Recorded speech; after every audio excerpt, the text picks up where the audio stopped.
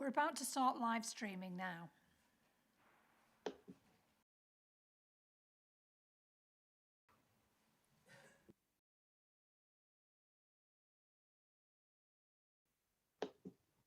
Thank you, colleagues. Are you okay for me to open the meeting? Yeah. Yeah. Yes. Right. Can I begin by welcoming everybody who's... Can you just hang on a sec, Chris? Oh, you're all right, Emily. Yeah. Emily's back and forth, back and forth. Is Emily running across the room?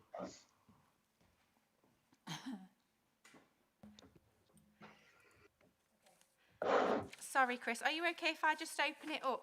Just introduce go myself, ahead. if that's okay. Bear with me.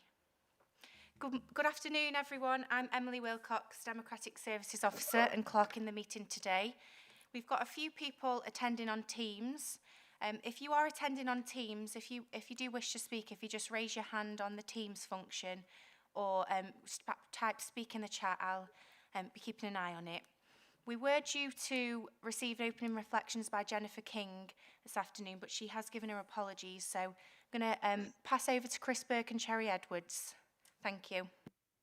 Thanks very much for that, and thanks very much for all your work in creating today's event. I'm going to open the meeting by turning to Cherry to ask her to give us a reflection, and also to remember we have several colleagues who've gone to their glory. Thank you, Cherry. I hope everybody can hear me, and we are thinking of certain people today, particular people that you might have in your life that you have lost, and we do know that we have Councillor Bob Adams that we keep in our hearts, that we have been thinking about, that we will all miss very, very much indeed, as well as others that are dear to us and that you know. I'm taking some words from Khalil Gibran, the prophet, and this is an extract taken from his words on work. And what is it to work with love? It is to weave the cloth with threads drawn from your heart. It is to build a house with affection. It is to sow seeds with tenderness and reap the harvest with joy. Work is love made visible. So we thank Bob and all of those who give so much through the work that they give to all of us and have given to all of us. Amen. Thank you, Cherry. Thank you, Cherry. I'd now like to move on to the election of chairman and ask if there are any nominations for election of chairman for the committee for the following year. Thank you.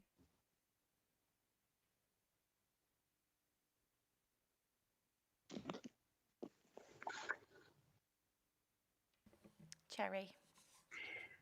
Could I nominate Chris Burke, please? Thank you. Do we have a seconder for that? Yes, it's Councillor Moore Whittington. Happy to second that.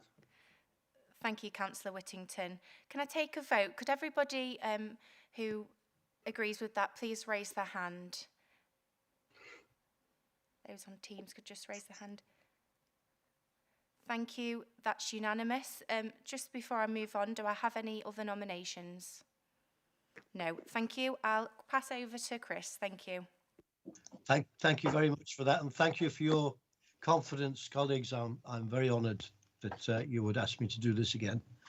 May I move to the election of Vice Chair, please, and seek nominations for Vice Chair. And I would be very honoured to nominate Cherry Edwards as Vice Chair. Could I have a second? Second that, Chairman. Jackie Brockway. Thank you very much, Jackie. That's brilliant. Can I ask all those in favour, please indicate. That's unanimous, Chairman. Thank you very much. Any other nominations? No other nominations. Therefore, declare Cherry Edwards, Cherry as our Vice Chair for another year. Thank you very much, and thank you for your work so far, Cherry. Thank you, everybody, very much. Can I go to item 4, please? Apologies for absence. Member changes. Thank you, Chairman. We've received apologies from Attica Raymond Patel, Dr. Amanda Grant, Claire Simmons, Sean Wade, Mark Plater, Jennifer King, Elizabeth Moore, Jill Chandonare and Gillian Giorgio. Thank you.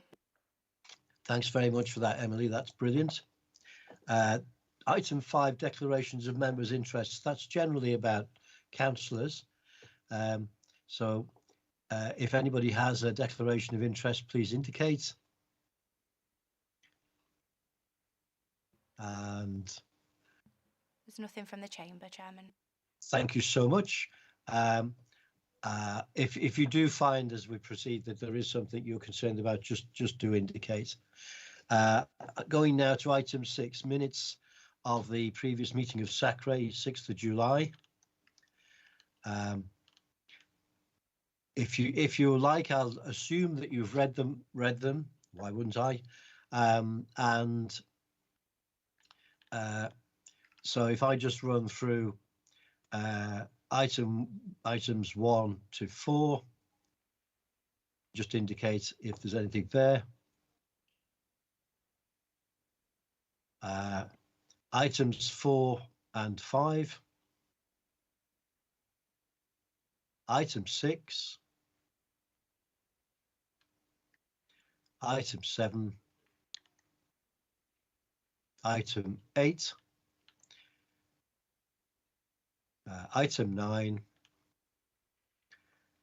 Item 10.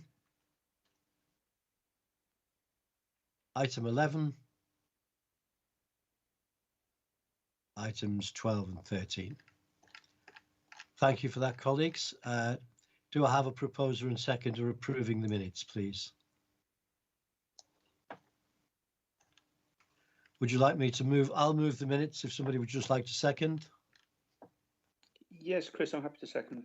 Bless you. Thank you for that. I'll assume agreement unless told otherwise. Okay, so moving on now to correspondence received by the chairman, if any. I actually don't have any to declare. And item 8 is Wendy, feedback from RE survey and examination time allocation. Thank you, Wendy. Thank you. I'm actually taking 8, 9 and 10 all together. So, sorry about that. But this, We're very happy with that, stuck Wendy. with me. All right. Shall I leave this on, Emily, the microphone? Yes, if you leave your microphone on. I'm going. Check that everybody can Hope you see my nod to the season. Yay, very I'm good. just I'm showing moving. off with PowerPoint, moving slow. really. Anyway, yeah, there are three main areas here that I want to talk to you about. One is a survey that I carried out into RE for primary and secondary schools. It was last term, actually. It was sent out to all our schools, but we don't have named subject leaders for every school. So sometimes it goes to the office and doesn't get passed on to the right person. So it is a bit hit and miss. The response was poor. We got 17 primaries responding, but only 2 secondaries. So the results you see may reflect a kind of preaching to the converted, in that the people who responded may have done so because they're doing quite well, thank you very much. Although you will see that in 1 or 2 of the comments, that's not actually the case. So in primary schools, we asked this question, because we were trying to find out what's happening in RE, so it would inform the work over the next year, really. And we thought, well, we don't really know that much, because with Ofsted not being around in the detail that it has, and school visits had dropped off in the past 2 years, so disappointing that it's not given us a better handle on things. But anyway, we asked, how is RE delivered as part of a broad, balanced curriculum? And they were given options like, was it taught as a discrete subject with a time allocation? Was it taught in a block time, say an RE day or a week or something? Was it combined with another subject, like part of PSHE or humanities or whatever? And the response was overwhelmingly that most schools are delivering, that's most schools in this sample, as a discrete subject with an acceptable time allocation. So that's the response we got back, which was encouraging. The second question was who delivers RE in your school or academy? So was it by the class teacher? Was it a subject specialist or a subject leader, particularly in a secondary school? Was it a TA or HLTA? Because in some primary schools, RE is delivered in the afternoon and left to a TA or HLTA. Not that that's necessarily a bad thing, but we just wanted to know what the picture was. But overwhelmingly, schools said it was mainly class teachers who planned and who delivered the RE, and occasionally teaching assistants or higher level teaching assistants. The third was a bit more challenging because this was based on Ofsted's requirements in the quality of education in the new framework. And we asked, how confident do you feel that your school has a well-sequenced and knowledge-focused RE curriculum, by which our Ofsted mean, is there an emphasis on knowledge in RE, and is there sequencing in terms of pupils making progress? So does one thing lead to another? Does one area of learning build on another? And they were given a range from, not very confident to extremely confident. Only four said they were extremely confident that this was being done. 3 said they weren't confident at all, that this was a new thing from Ofsted. They hadn't really taken it on board and they weren't sure about it. And from one school, this is very interesting, this quote. Bear in mind, it's only one school, but we have to listen to one school. And I'm going to read it out. RE is a subject that the whole staff team find the most challenging to plan. We feel that the syllabus is too vague. We would prefer to have a scheme of work from the experts who understand fully what their intentions were when planning the curriculum. We are not happy with the progression of knowledge or skills in all year groups. We don't want to be told what to teach. Can you see a bit of a contradiction here? But we need clearer steps. In all of the subjects, there are a range of internet sites to find resources. There are for RE, by the way. This is not the case when we have to use the Lincolnshire agreed syllabus materials. We are not secure about what Lincolnshire wants us to do. We need support to plan 12 progressive learning intentions for each compulsory units that are engaging, build knowledge and skills, and meet the needs of all our children. So on the one hand, they're saying the syllabus isn't enough. What we really want is a scheme of work. But then on the other hand, they're saying we don't want to be told what to teach. And that perfectly shows the dilemma. If you do, I could take a week out and shut myself in a room and write a scheme of work based on our RE syllabus. What would happen then is that some schools would say, that's lovely, we'll do that. But a lot of schools would say, yeah, it's lovely, but it doesn't work for our school because we've got mixed age classes, we've got this, we've got that, we've got the other. So this is a good example of a school that will be followed up with a visit because, they've got a bit muddled themselves. It's certainly not true to say there aren't internet sites to support RE. There are actually loads. And I do have to remind schools and members here that the job of a syllabus is to tell teachers about the content and what areas to cover. But a syllabus is not necessarily a detailed scheme of work. I mean, some are, but most are not. And that enables schools to prepare their own schemes of work. It's very interesting, this comment, because it's kind of making it sound as though RE is very different. But primary people here will know, if you look at the national curriculum, it doesn't give you a full detailed scheme of work. It sets out aims, concepts and headlines and bullets. If anything, it gives less detail than our syllabus. So in many ways, it's quite a strange comment to make, that one. But we'll follow it up. Question 4 was about subject knowledge, another thing that Ofsted have said is really important because Ofsted is so keen on knowledge being the foundation of planning. They've said, well, what about teachers' subject knowledge? So 14 out of the 17, they felt fairly confident, but only one felt extremely confident. So maybe we need to do a bit more, and in fact, I'll tell you about training later next term to support subject knowledge. 2 schools did express concern about certain areas in terms of subject knowledge, and that'll certainly be followed up. And this is why I wish more schools had responded, because we are able to, respond to the specific requests and concerns that they have. Question 5, this then moved on to training and support. What will help you and what are your concerns? I have to say we've been doing training during lockdown, mainly online, and it's been fairly well attended. There was a concern that the syllabus is a bit difficult to navigate, so they need a bit more support with progression and assessment. And by that they mean the syllabus looks at Key Stage 1 and Key Stage 2. They want it breaking down to years. So they might say, well, what would RE look like in year 2 compared to year 4, for example, or year 9 for that matter. Subject leader, this is interesting. One subject leader is in early years foundation stage, so finds it difficult to monitor in what's going on in the rest of the school. Well, I'm sorry to be brutal about this one, but if you're the subject leader, regardless of what year you're in, primary or secondary, it's your job to know what's going on in the rest of the school. And just because you're based in the early years area, it doesn't mean to say there are not ways and means of finding out what's going on the rest. So you should be asking to see planning, you should be doing learning walks, you should be looking at books across the school. So that one's fairly easy to address. It's a bit like saying, oh, well, I'm in year 6, so I haven't got a clue about early years. The subject leader has a responsibility to have that overview. Support required in delivering more active hands-on sessions and knowledge about different religions, particularly Islam and Hinduism. Did training on this last year, and it wasn't that well attended. So, there's no reason why we shouldn't do that again. Interestingly, about a couple of years ago, a survey found that the religion that was taught the worst was actually Christianity.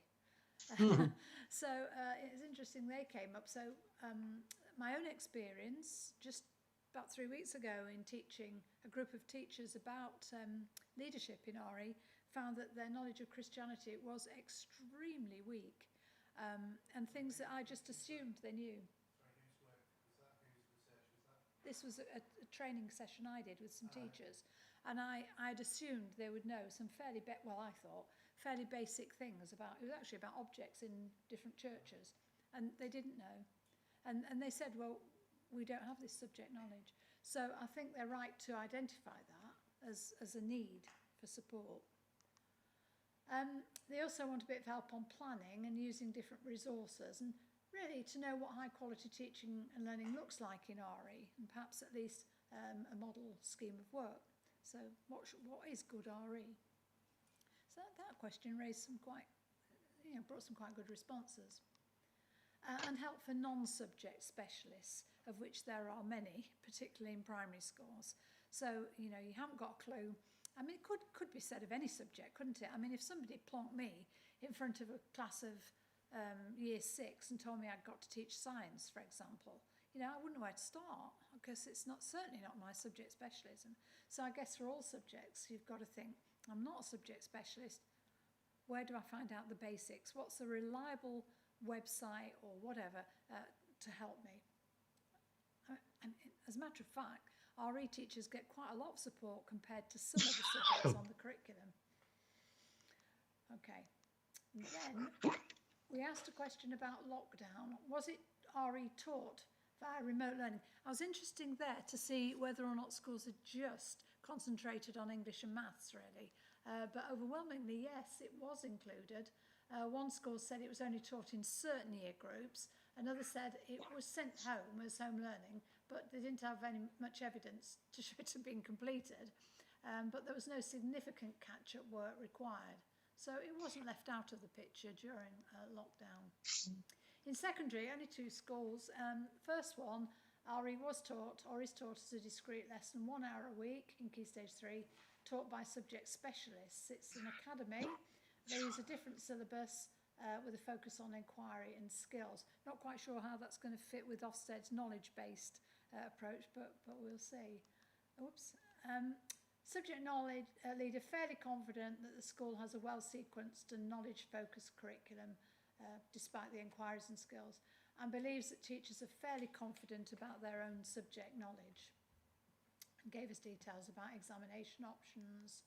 However, no RE on offer for those not taking an examination course. So if you opt to do RE in Key Stage 4, you do RE, but if you don't do any RE. So they are breaking the law in that respect, because it says all schools should teach RE to all pupils. And again, training, mainly assessment, about knowledge and so forth.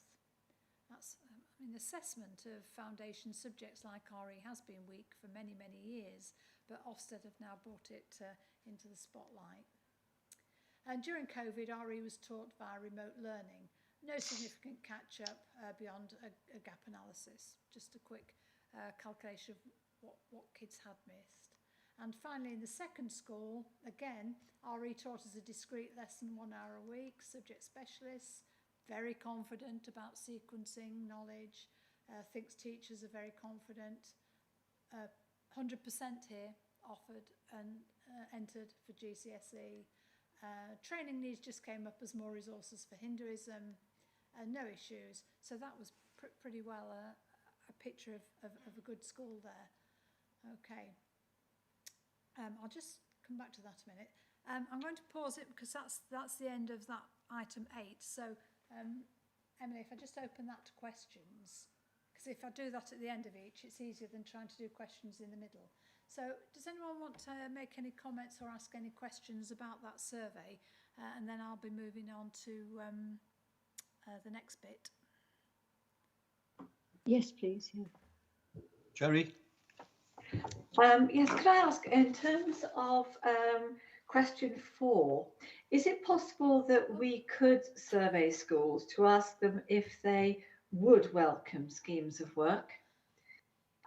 Because again, relating it to further on, this could also support, if there were schemes of work, this could also support non-RE specialists, perhaps, you know, with their work. So that was one question. And then question 5, those members, those colleagues, sorry, I apologise. Go. I apologise, everybody. My husband's just come home, so the dogs are going to bark. I'm so sorry. Don't chase your husband out there, Cherry, no. Sorry. So then question 5, when we were talking about the teachers who you might have an early years teacher who happens to be the subject lead, or a year 6 teacher the other end, that obviously again, if perhaps looking at more support and training for them as well, so that again they feel that they can support and monitor, very importantly, but monitor the RE and get support throughout the school. So I sort of thought they all linked, and actually the fact that there might well be schemes of work in place whether schools want to use them or don't want to use them, but have them as that base, that that could actually influence quite a number of the other answers to the other questions.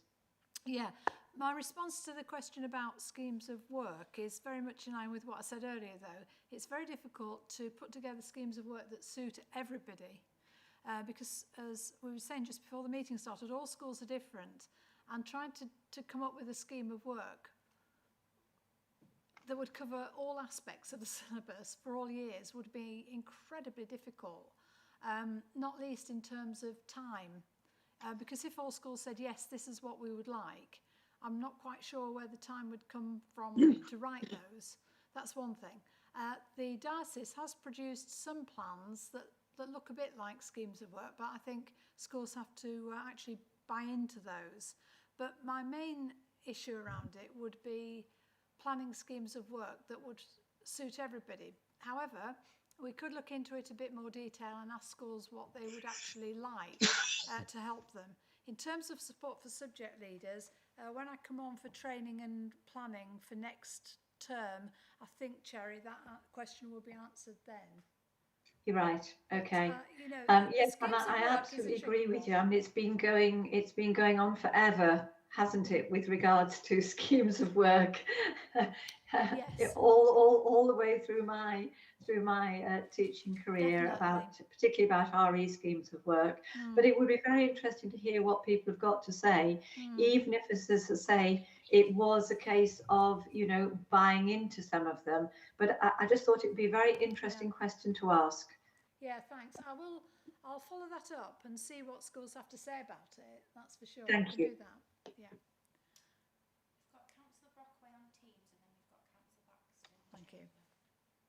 Okay. Can I come in, Chairman? This is Jackie. Yes, do Thank Jackie. you very much. I've got some alarm bells ringing here, actually. I know it's, as a former teacher, once I had to take on a department of citizenship where none of the teachers and nor the head of department wanted to teach the lessons. And it was very similar to what I'm seeing here. From what you're saying, it really does sound as though you've got a lot of teachers who don't want to be teaching this subject. And the idea that you're being told that they need a scheme of work, that's the job of the subject leader. The subject leader provides the scheme of work for their department. It can be flexible.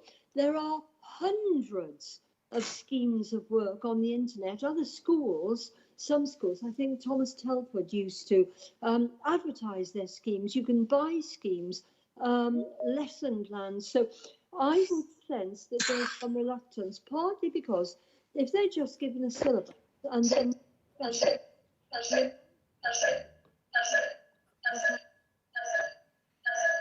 an echo. Can people turn their mics off, please? There's an echo.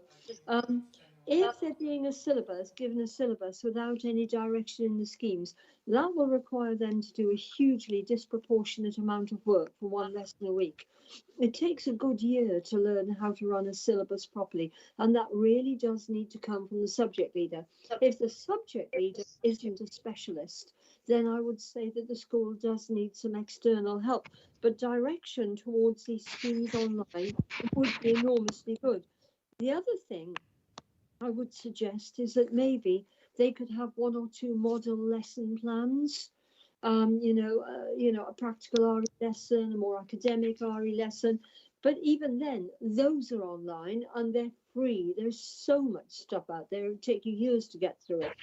But if I give you an example of the danger in my own subject, which was music, we used to have to do things in the syllabus like teach Indian classical music. And you were given something like 3 weeks to teach a system that's been developed over thousands of years. It was insulting, actually. So I raised this by asking a simple question.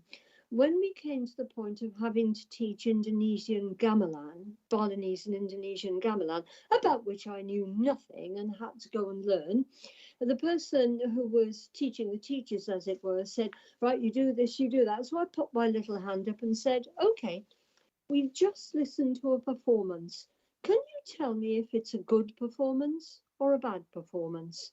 And they didn't know. And when you've got teachers at that level, it's really worrying. So I think what you're faced with is some reluctance. They do need schemes, but it's definitely a subject leader function. So it's the subject leaders we need to be helping.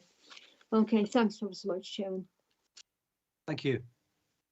Can I just take Yep. that one? Can I just we've gone. Yep. I agree 100% actually. I think the support needs to be directed towards subject leaders to help them to produce schemes of work that meet the needs of their school. At the same time, we, as I say, the diocese has produced some model plans, but I do think that Councillor has a really good point there about CPDE being directed, as it is as a matter of fact, next term towards visits in schools or online, helping them to produce these documents. I think, and that was an excellent point that she made. Thank you. Thank you. Can I take Cherry in, please? And again, I absolutely agree. All of us who've been in this situation have been doing this for very many years, and I do agree with everything Councillor Rockwell has said. But I think obviously we haven't had many people coming back on this survey, but we've had those comments. And Therefore, the fact that we know that all of these schemes of work are all over everywhere and they can be accessed, but we've got teachers who've been teaching virtually, they've been teaching in real time, they have been under and are still under exceptional pressure. And you just have to listen to head teachers and teachers at the present time.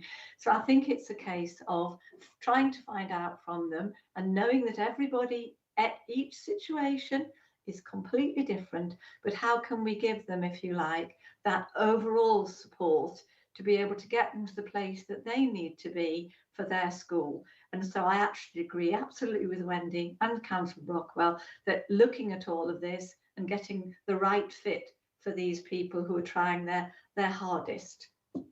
Thanks, Chair. Back to you, Wendy. I think, did you have something to say? Councillor Baxter had his hand up, I think. Yeah. You, Councillor Baxter. Thank you. My question is about the survey itself. You said, did you say 17 primary schools and 2 secondary schools? I don't know how many we've got across. Was it sent to the whole county? And Not North Lincolnshire, just Lincolnshire. Okay, so how many, as a percentage, what is the return? I don't know. I think it must be struggling to be significant. And also, of those who returned it, how many of those are faith schools? And we haven't got enough, I guess, to say whether there's a difference in response from faith schools or... No, because it's such a small, as I said at the beginning, a small sample, I'm not reading a huge amount into it. That's why I've just raised some points that may or may not be significant. But 1 or 2 of them did raise some warning flags for me, even though it may have only been 1 school. But the sample is much too small to be statistically significant. Actually, in terms of faith, I haven't got the numbers here, but remembering, because I can remember, because it was quite a small sample, it was almost half and half, faith and non-faith schools. Because I remember looking at them when I did it. But unfortunately, I cannot remember the total number of primary schools, for example, in Lincolnshire at the moment. But that's what you have to remember. It's such a small sample. All we can take from it is there are 1 or 2 comments here that cause some concern, but they are single comments. And until we get a better response, we can't say this represents the whole of Lincolnshire primary school teachers, and I wouldn't even claim to do that. So how was the survey carried out? Was it It was sent by email. By email, and was it an online? Was it like a Survey Monkey? No, well, I didn't. It was sent by the local authorities, so whatever they use to send things out. I can't remember what it's called now. Can you, Emily? When they send things out to all schools, is it Snap or Snap surveys?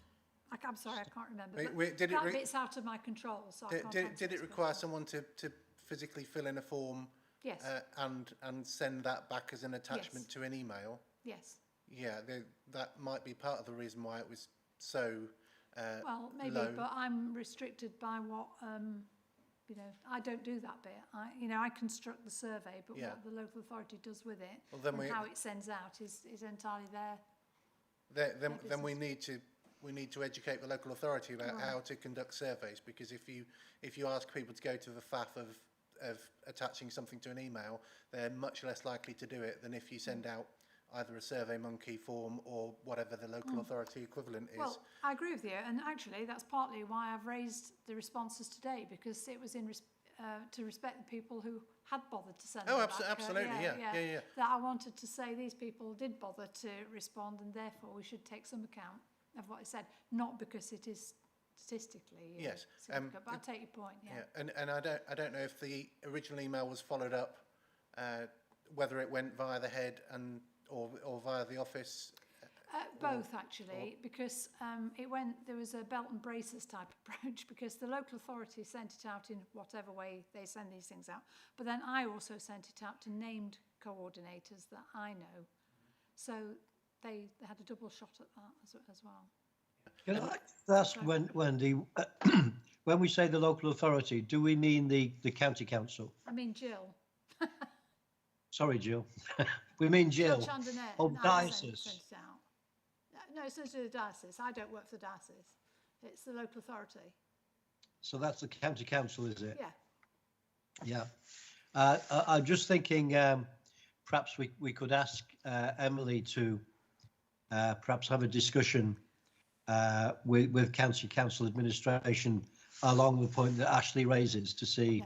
I think if- it's probably better, Chris, if I talk to Jill Chandonar Okay, about it, yeah, because she yeah. was the one What you who were saying, actually yeah, sent sorry. it, and she might be restricted herself in the way she can send stuff out. So I will get back to you on that one, though. Yeah. So Definitely. just to Because it's a conclude, good point. just to conclude the point, it might be that people haven't responded because they're really busy or because they're in lockdown or whatever else. But it might just be that it didn't arrive on the right desk at the right time. It's a constant issue. Lincolnshire regularly sends stuff out. For example, if I'm putting training on and it goes out, I'm told it's gone out to all schools. And then regularly, on a regular basis, I go into a school and they'll say, oh, we didn't know it was on. We didn't get the message. So it's been filtered or blocked often at an office reception where they'll choose which things go through to the head or the school. So it's a constant issue for us. I bet we didn't do a press release about it. No, I don't think it would have been seen as important enough for press release. Exactly. Quite. Okay. Shall I go into the next number? Can I just ask, Ashley, have I welcomed you to this meeting? Is it your second meeting? No, it's my first meeting. You haven't welcomed Ashley? me. I won't take offence. Oh, I should. Is there anybody else I should be welcoming, by the way? Any other new members? No. Okay. No. I'll carry on then. Thank you. Chris, Yes. just to pick up on the discussion, because I'm kind of picking up that there may be a whole variety of reasons as to why the schools haven't responded, and I think in some of the questions that Ashley raised, I think some very good points came out from it. One of my other concerns could be that the schools did receive it, but didn't think it was important enough to actually respond, which to me indicates that either those that thought, oh, this isn't important, either feel that they're handling the teaching of RE perfectly well, or that which is, shall we say, okay, yeah, but everybody can improve, but more worryingly, that they didn't think responding was important enough. And I think that's more important than those schools that they may have thought, oh, we're handling this okay. And again, I think it just comes down to awareness and how, and I guess how the county council can raise awareness that this is actually quite an important area, and actually that RE teaching is different to the teaching of other subjects, which is the entire reason why S.A.C.R.E exists. Yeah. Thanks. I think you make a very good point, Mark. Yeah. Wendy. I'll carry on then. Next slide then. Okay. Oops. Oh, now we're stuck. Now, this one is about time allocation for RE in secondary schools, and this was a national survey carried out by S.A.C.R.E, and it's based on data provided by Deborah Weston, who's the research officer for S.A.C.R.E, which is the National Association of Teachers of RE. It's very interesting what's come about with this, and she provided me with data for Lincolnshire and another local authority that I work for. And this was reported by schools to the DfE as part of the school census in 2020. The national data trends were published in June, but this data set was extracted from the data as part of a memorandum of understanding between the S.A.C.R.E and DfE.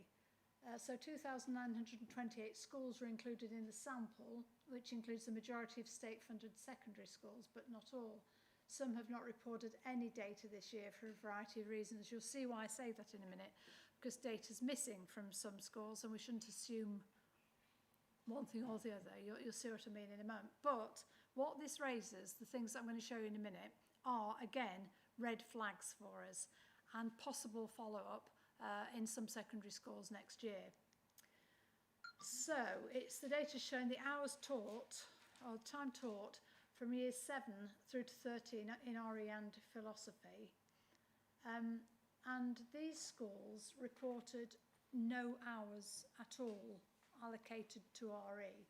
And you'll see the years in which there is no RE reported. Now, you've got to bear in mind here that that might be for a number of reasons. They've may not filled it in properly, they may have not returned it, but for some reason there was 0 hours were reported. So you'll see, for example, that Deaston School apparently has no RE in year 10, whereas Boston High School, this I find quite difficult to believe, so it needs interrogating somewhat, apparently has no RE in years 7, 8 and 9. Now, I find that unlikely because I've been to Boston High School. But it's a starting, you know, when I was an Ofsted inspector, what they used to say to us about data is it doesn't give you any answers, it just raises the questions. And I think that's a really good point. And these are great questions to raise and a starting point. So I'd be thinking about some of these schools in visits in the new year and thinking, I'm going to visit these schools, I'm going to ask them about their RE allocation, see if it fits in with here, see exactly what's going on. Because if some of these are accurate, it does give us some cause for concern, but we don't know the reasons. We don't know exactly what's behind the figures. So I'm presenting this to you, and there's 2 other slides to follow, as a starting point. But it's not for us to dive in and say, oh my goodness, look at the bottom one there, bottom 2 in fact, let's say University Academy Holbeach, no RE in years 7, 8 and 11. No, we don't know that until we get to the school and ask and interrogate it a bit more and say, what exactly are you doing? And then they might say, hands up, no, we don't, for whatever reason. Or they might say, no, we didn't submit it properly, or whatever. There could be any numbers of reasons. But that's what it looks like from the data NATRE have given us. They then looked at schools which didn't provide any data on RE at all in any shape or form. And it said, where schools have not included RE, S.A.C.R.Es are advised to investigate, as it appears unlikely that a discrete lesson of RE is being taught. So there was no data on RE in any of this school. Now again, I know for a fact that Lincoln Christ Hospital School does RE. So again, it's raising the questions and saying, well, let's put these on the list for next year, next term, next 2 terms, go into the schools and say, are you aware that on the DFE data, it appears that you haven't got any RE going on? I don't know. I haven't got the numbers of secondary schools to hand, sorry. But that's where it starts from. Does anybody know the number? No? No? Okay. Wasn't it about 70? Well, I was going to say 80 something, but probably about 70. Yeah. Anyway, so as I say, looking at those schools, I mean, I was at John Spendlove College last term, looking at their RE. So any data, it's a bit like the survey, isn't it? Needs to be taken with a pinch of salt, but it does mean it's giving us a place to start and to go into the schools and say, we've got this data, tell us what the full story is. And the final bit of data they've given us is where hours of RE have actually decreased. So this is where they have got RE time, but it seems to be gradually decreasing. So for example, I know from that list that Bourne Grammar School is in that position because that school asked me to go in to talk to the head about the fact that their RE was decreasing. So some of these can make connections with and think, yeah, I've been there and I know that's true. But Queen Elizabeth's High School, Gainsborough, emailed me just today to say that she wanted some help and support in RE, and this could very well be the reason. So we are making links. Some of these are all making sense. Now, this data is fairly fresh from NATRE, and it certainly needs a lot more thought. But it's interesting, isn't it, that it might raise some issues for us and some good starting points. Because the starting point when in the school is to say, look, this is the data from the DFE. Is it wrong? Is it right? Tell me what you're actually doing. And it's very difficult for us to get into secondary schools because primary schools are far more likely to invite us in, far more likely to come to training. But this gives a good way in, you know, because it's an email to the schools saying, I want to discuss this data with you. This is the agenda for our meeting. And that then means I can come back to S.A.C.R.E and say, looked at these and this is what we found.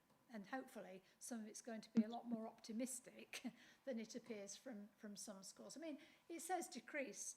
The decrease in time might be tiny, or it might be huge. But until I go into the schools, we can't really know.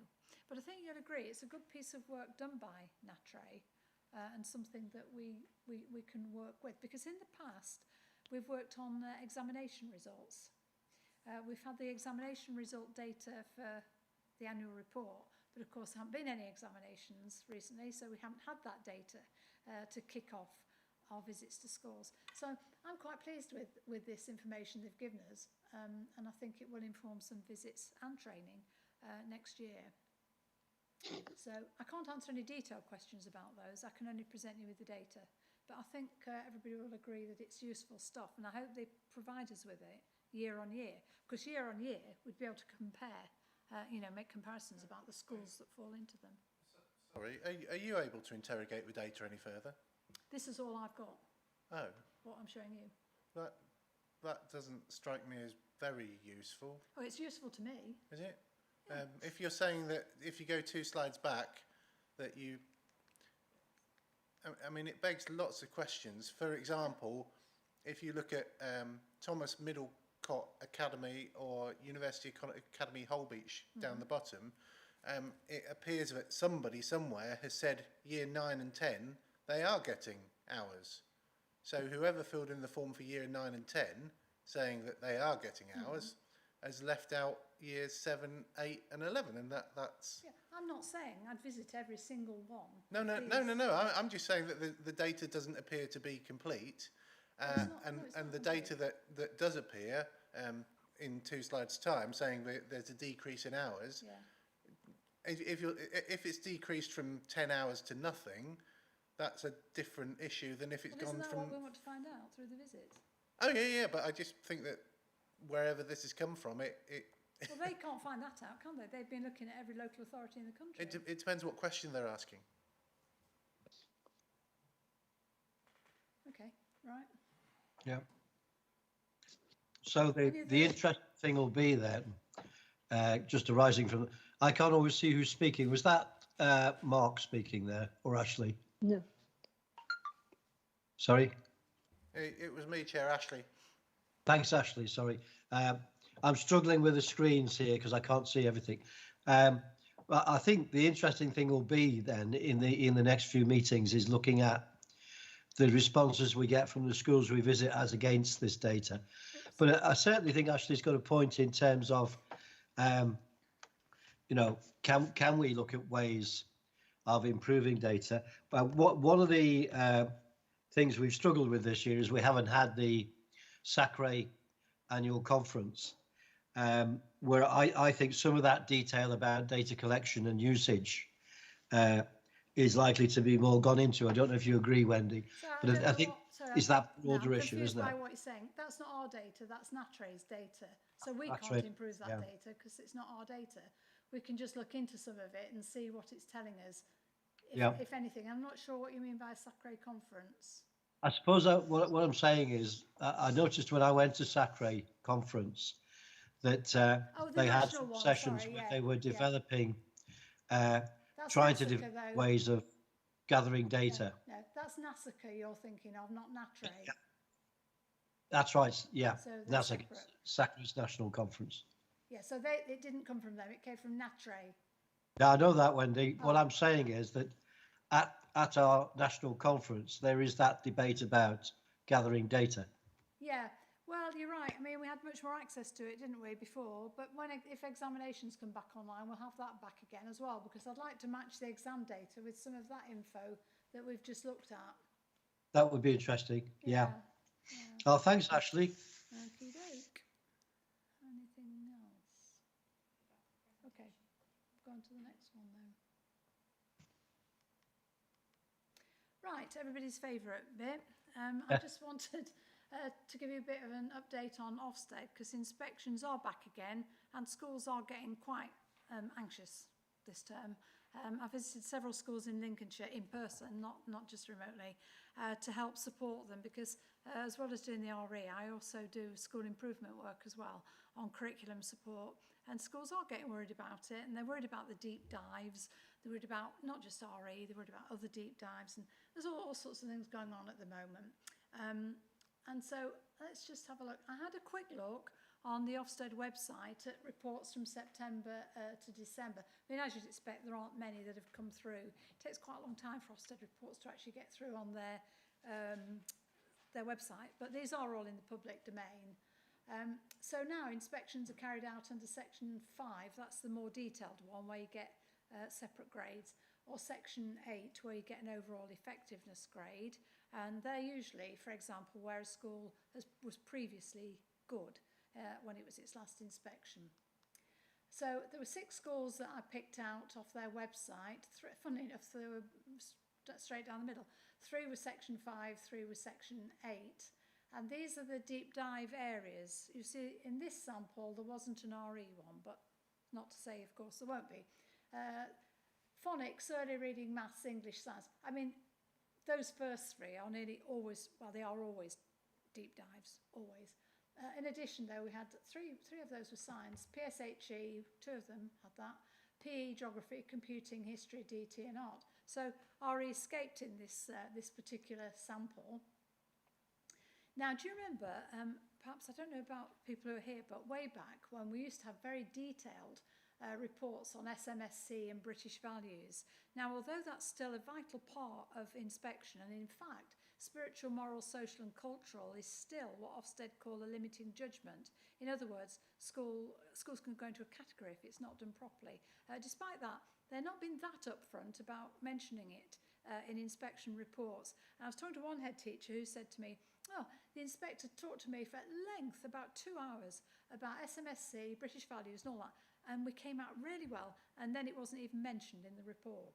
So reports are much slimmer, but they're not necessarily giving the reader a full picture. But I did pick up some comments in these schools, so you're still getting the sort of comments that we'll remember, that we're familiar with. So at Wrangle Primary School, for example, pupils know the difference between right and wrong, but, and again, this is one that you remember in the old days, we used to follow up, and we still will do, that their knowledge of diversity and of faiths and cultures different to their own is not always as strong as it could be. So we're still getting those comments that we can follow up with scores. And for those of you who are new, that was part of the practice and has been for many years, that when something like that comes up, I contact the school and I say, I noticed this in your inspection report, can I come in and give you some support on this? St Mary's here, this is an interesting one, mentioned that some teachers have used virtual reality technology to bring learning to life, and this included a trip to Jerusalem in RE, so good on them. I know in some schools as well, virtual visits to places of worship are taking place as well. For example, the synagogue in Leicester, where I live, I don't live in the synagogue, I live in Leicester, that does a virtual tour in which pupils can have a look around the synagogue and talk to the rabbi and so forth. And the relationships health sex education curriculum works alongside the RE curriculum to give pupils a broad range of experiences that prepare them well for life in modern Britain. And that last bit is the link to British values. So that is still being inspected. And it was commented that pupils are helped to understand and accept differences. They extend a warm welcome to new pupils regardless of their background. And at Bourne Abbey, again, positive comments. Pupils reflect on how people demonstrate their faith through their actions. Through visitors to the school and well-planned trips, pupils encounter a range of different cultures. They also think carefully about the culture in and around the school. This word culture is important in Ofsted speak. Ofsted talk a lot in their framework about culture capital, by which they mean really compensating for parts of their education that are missing. So, for example, if you live in a predominantly white, working class coastal part of Lincolnshire, it's not as accessible for you to go to a mosque as it is where I live in Leicester. But there again, our children in Leicester miss out on other things because they're in a city disadvantaged areas, a lot of them. So the culture capital is that compensation thing. And so what they're saying here is, yeah, they're trying hard to make sure pupils have those encounters. And through what the school calls the 3 Rs, they learn about the importance of demonstrating respect for themselves, each other, and the world around them.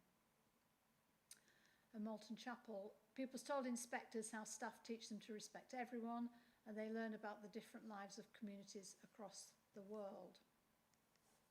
Finally, in this one, the school draws a lot on the local community, which is always a good thing. And they took them on a pilgrimage and they looked at local churches. It's a nice piece of work. Looked at stained glass windows, which celebrated the work of the RAF Air Base, and they created their own stained glass windows for the school. It's nice to see that Ofsted are still giving actual examples of what happens in RE, even when it's not a deep dive. They're still looking at it as part of SMSC and British values.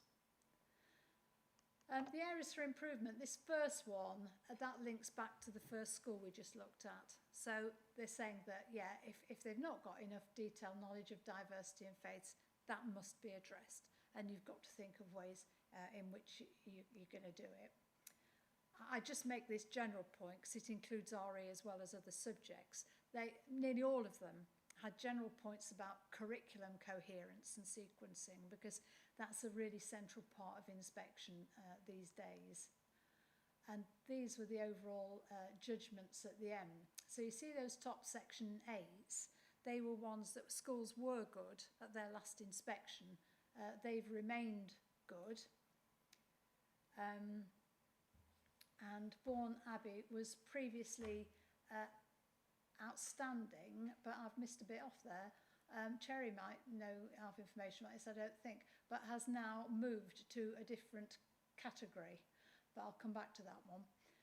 The next one was thought to be good and was previously requires improvements, and the last one was good, also previously required improvements. Is this the whole school or just the... The whole school. The whole school. In section 8, you only get an overall effectiveness grade. Yeah. I don't know if Cherry can hear me, but do you know what Bourne Abbey's overall effectiveness was? As far as I'm aware, it was good. I think that clearly things have moved forward with regards to Ofsted's, and clearly judgments are quite different now from the way they were previously. Yeah, it was good. I've got it here, Cherry. Thank you. But certainly, from what I understand, I believe it was. It certainly was good. Yes. Yeah, I've got it, Cherry. Thank you. I've just found it. It's in front of me now. Thank you. Yes, it's good. It was previously outstanding. This means probably that Ofsted has raised the bar, and it's pretty well known among schools and teachers that it's extremely difficult to get an outstanding grade now from Ofsted. So they were the final judgments. Okay, before I go on to support for this next term, and just then one other item, are there any questions about Ofsted? I'm hoping that's given you a bit of a picture what inspections are like now they've come back.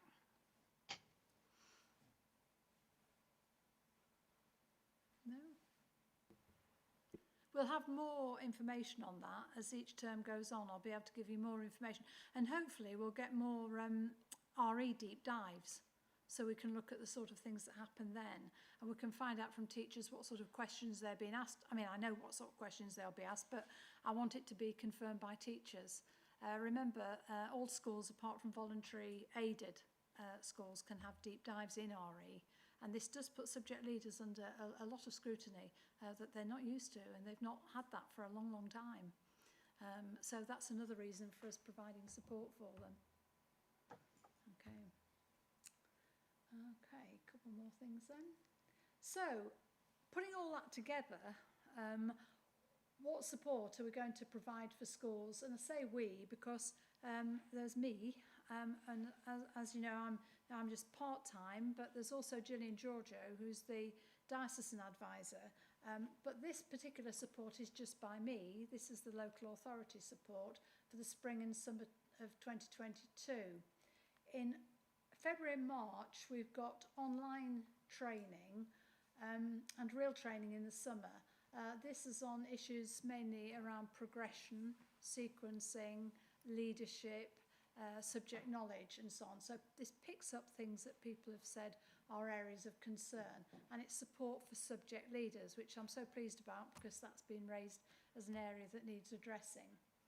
Now what we're going to do, these are going to be presented as online sessions which will be recorded, and then for people who want those but who can't attend the training, they will be able to have access to the recordings, a webinar if you like.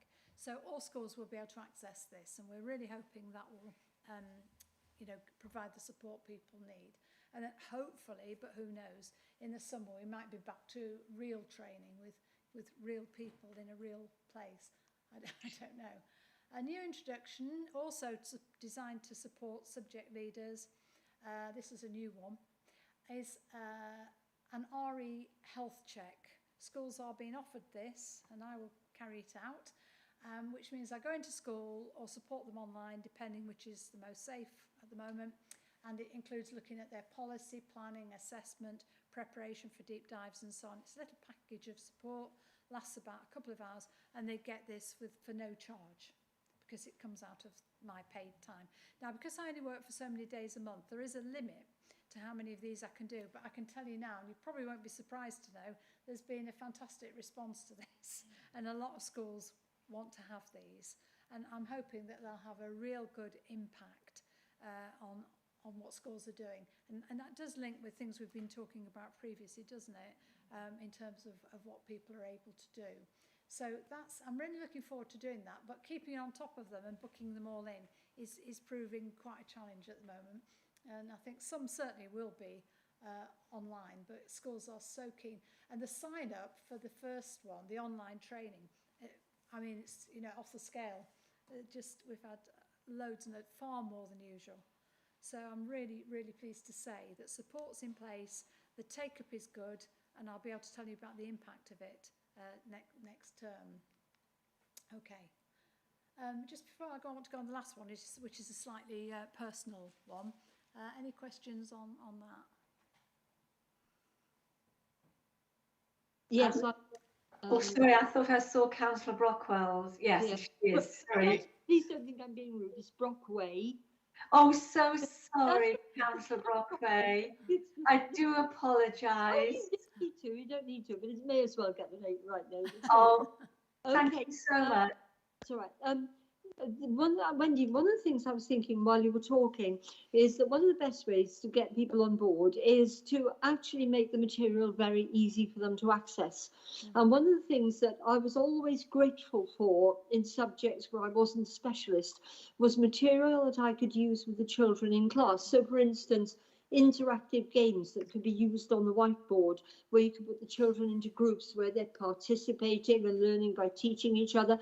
All the things that teachers know about, of course, not trying to sort of teach my grandmother to suck eggs, as it were, but I was always incredibly grateful for the colourful, exciting, fun stuff that would engage the children, especially if it's a subject where they're not being examined.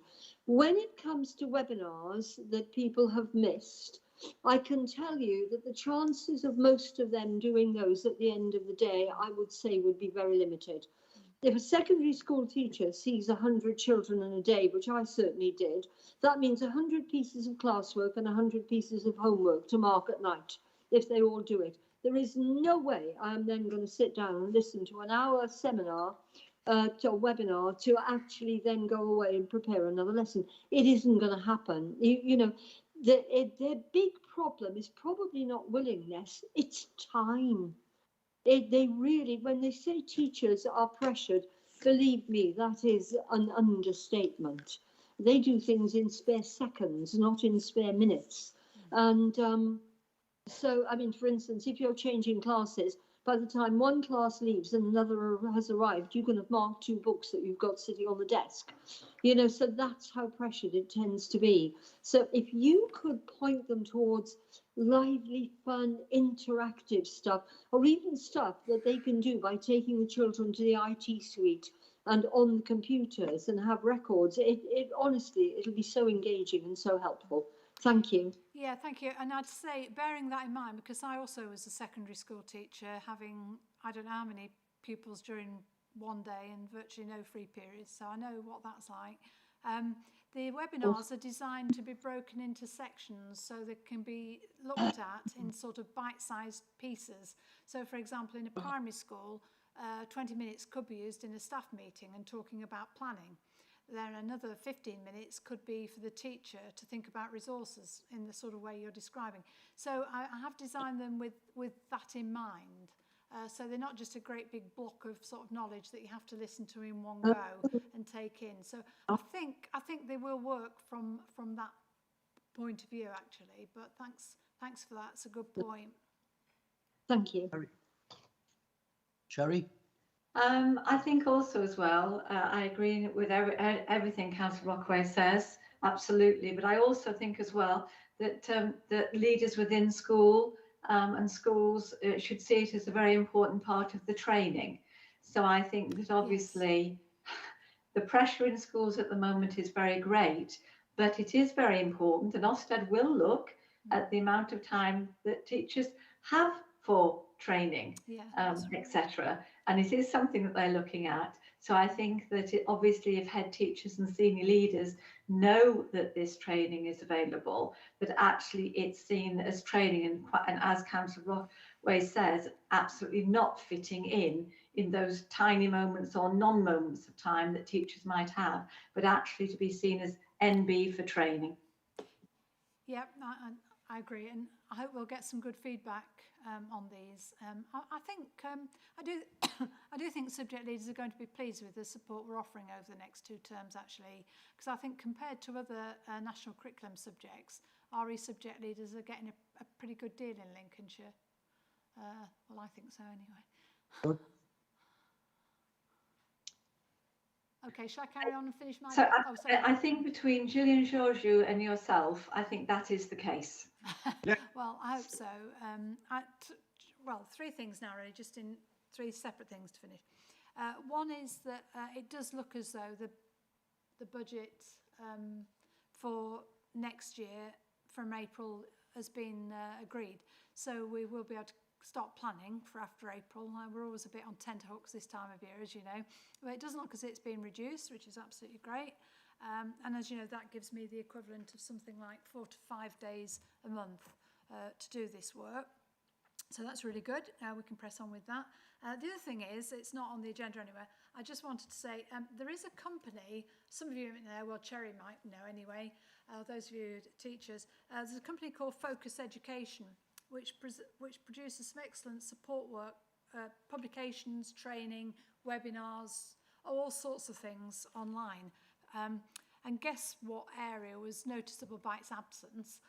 All national curriculum, no RE. Lots of training, no RE. Support for subject leaders, no RE. Deep dive questions, no RE. I could go on. So I complained to them and said, there's no RE.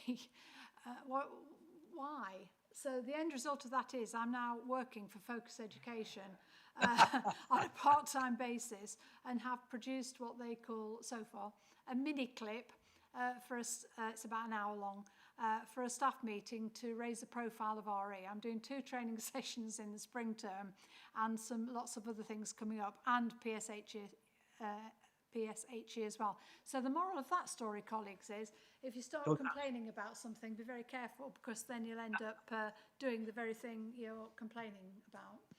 Well done for volunteering, Wendy. There you go. And the last bit, could I have the screen back, please? On a more sombre note, I've worked with so many fantastic RE teachers over the years, and a few years ago I worked with a group of HLTAs, and some of you here might remember the glory days when we had 5 10-day RE courses. I don't know if anybody remembers that, but anyway, we had this time that we were allocated where we could provide training. And I did some training with some TAs, HLTAs then, and I met two women from Manor Lee's infant school, and they were just great, and their RE was excellent, without a doubt. And they went on to develop it, so it was just a model of excellent practice. And I became very close friends with one of them. and we just got to know each other as you do sometimes through work. And she actually attended this S.A.C.R.E many years ago to talk about the work that they'd done. And I just wanted to spend this moment to talk about that, because this lady, Karen, died of pancreatic cancer a few months ago, and it's of great sadness to me. And I'm sharing it with you because it's to do with a legacy of fantastic teaching in RE, but also, as I was sharing with colleagues before, was a kind of bittersweet moment to this was that Karen and I were messaging each other, particularly when it got very, very bad for her. And she said to me at one point, "Don't talk about the horrible things that are happening to me. Let's talk about something that will make me laugh." And I couldn't think of a single thing. And she said, "Let's talk about some of the RE we used to do together." Without a word of a lie, she said that. And she said, "Do you remember those courses we used to do with Paulette?" And some of you may remember Paulette Bissell. I bet you do, Peter, don't you? Who was quite irreverent at times. So when Karen said, "Do you remember how rude Paulette could be in training sometimes?" and the laughs we had, and I thought, well, it's quite a glorious thing to have formed a friendship, but then somehow in the middle of all this, you realise it's because of the RE, and it's because of the shared love of the subject that we have, that we even got to know each other. And then, even when things were so awful, you know, she was remembering these really good times. So I suppose, without being preachy, I wanted to say to you, you never know what you're contributing towards with someone. You never know what you're giving to them. It could be a training session, could be a conversation. Who would have thought that it was the darkest time that she would say to me, "Do you remember that? Wasn't it funny?" And you know, I've still got them on here because I can't bear to get rid of them. And it makes me smile still when I look at the messages where she's actually quoting the things that we did. So thanks a lot, Karen, because do you know what? You really got the RE going in that school, and they're still, sad though they are, you know, still remembering you and carrying on with it. So it's a great story, isn't it, about an RE teacher who's made such a massive, massive difference. So I thought it'd be a shame not to mention Karen. So thanks for listening to me on that one. Thank you. Oh, thank you for that, Wendy, and God bless Karen Topless. Yes.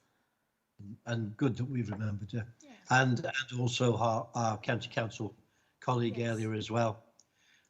We do lose people, don't we? And I was talking to Cherry earlier about the fact these people have gone to their glory is a